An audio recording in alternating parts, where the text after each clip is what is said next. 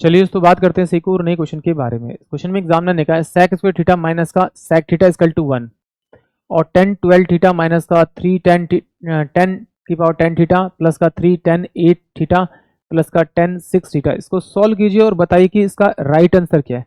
तो एग्जाम में जब भी इस प्रकार का क्वेश्चन आता है तो इस प्रकार के क्वेश्चन का जो आंसर होगा ना वो हमेशा मोस्टली आपको क्या मिलेगा, आपका 1 ही मिलेगा, यानी ऑप्शन सी जो होगा इस क्वेश्चन के लिए करेक्ट होगा। कैसे जरा, यहाँ पे 12 आ रहा है, यहाँ पे 10 आ रहा है, फिर यहाँ पर आपका 8 आ रहा है, 6 आ रहा है, यानी इस पावर मिलेगा आपका। तो ये a माइनस बी के होल क्यूब का फॉर्मूला बनता है, तो इसका आंसर 1 आता है। और अगर यहाँ पर 1 लगा होता है -1 तो इसका आंसर हमेशा 0 आता है। तो ये आपको किस फॉर्म में मिलता है, अगर आपको यहाँ कोसेक मिले और यहाँ कोसेक मिले और ये माइनस का 1 मिले और यहाँ पे कॉट कॉट कॉट करे तो भी इसका आंसर क्या आएगा, आपका 1 आएगा। जब तक -1 ही लगेगा, -1 लगते ही 0 हो जाएगा। या फिर साइन साइन साइन साइन मिलेगा तो यहाँ ऐसा कुछ मिलेगा आपका sine square theta equal to में साइन स्क्वायर थीटा माइनस का आपका साइन थीटा इक्वल टू 1 हो जाएगा, इस तरह से कुछ हो जाएगा आपका।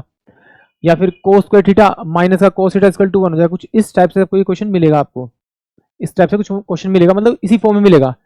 और एग्जैक्टली मुझे थोड़ा ध्यान नहीं आ रहा ये क्या होगा आपका। फिर अगर यहाँ sine square theta equal to में कोस 4 थीटा दे रखा है तो यहाँ पे कोस कोस में वैल्यू मिलेंगे आपको।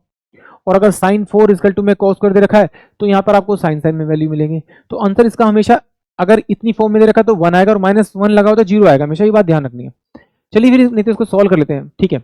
एक बात देख लीजिए यहाँ पर जरा, अगर मान लीजिए मेरे पास में a की 4 है और प्लस का आपका b की स्क्वायर है, एक मिनट के लिए मान लेता हूँ क्योंकि बढ़िया, आप तो एक a और मेरे पास 10 ही है, बट मैं इसको थोड़ा समझाने के लिए इसको मान लेता हूँ। अगर इसमें होल क्यूब करूँ तो ये क्या खुल के आएगा, a का 12 हो जाएगा प्लस का b का 6 हो जाएगा प्लस का 3 a का 4 इंटू में आपका b का स्क्वायर, और ये होता है आपका a का 4 और प्लस में आपका b का स्क्वायर, ठीक है। सॉल्व करेंगे तो a का 12 हो जाएगा प्लस में आपका b का 6 हो जाएगा प्लस में 3 ये कितना हो जाएगा, a का 4 और a का 4 यानी a का 8 हो जाएगा इंटू में b का स्क्वायर हो जाएगा, सेम प्लस का निशान लगेगा 3 a का 4 और ये आपका कितना हो जाएगा, b का 4 हो जाएगा, ये हो जाएगा।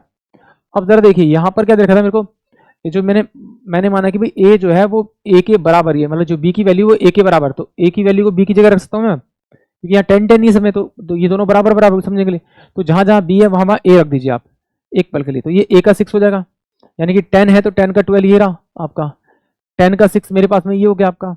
यहाँ पर ये हो जाएगा आपका प्लस का आपका 3, ये मेरे पास में a का 8 है और ये b की वैल्यू रखेंगे तो a का 8, तो यानी कि a का 10 हो जाएगा, यानी 10 का 10 हो जाएगा आपका। सेम यहाँ पर यहाँ 3 a की पावर 4 है और ये b की पावर भी 4 है, तो यहाँ पे इसकी जगह a रखूंगा तो a की पावर में कितना हो जाएगा, 8 हो जाएगा, यानी 8 हो जाएगा। यानी कि इसका मतलब है जो फॉर्मूला बनेगा वो a का 4 प्लस में आपका b का 2 का होल क्यूब बनेगा। तो सिंपल सी बात लिख दी यहाँ पर, लिख दीजिए 10